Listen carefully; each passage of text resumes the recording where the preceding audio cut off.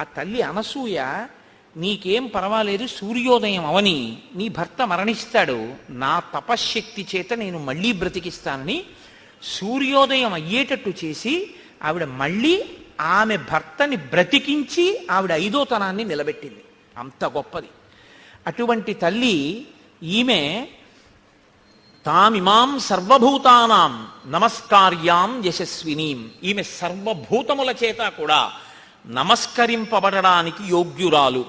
అందుకే ఎక్కడెక్కడ అనసూయాస్వరూపంగా సువాసిని పూజ చేస్తారో అక్కడక్కడ అది చూసిన వాళ్ళకి 5వ తనం నిలబడుతుంది.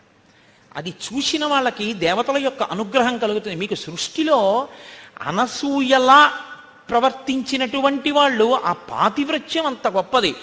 ఎప్పుడూ మీరు గుర్తుపెట్టుకోండి, శాస్త్రం ఎలా మాట్లాడుతుందంటే పురుషుడిది తపస్సు గొప్ప, ఆడదానిది పాతివ్రత్యం గొప్ప. ఆడది పురుషుణ్ణి అనుగమించగలిగితే చాలు. అలా అనుగమించగలిగితే ఆమెకు అంత తపశ్శక్తి వస్తుందంతే.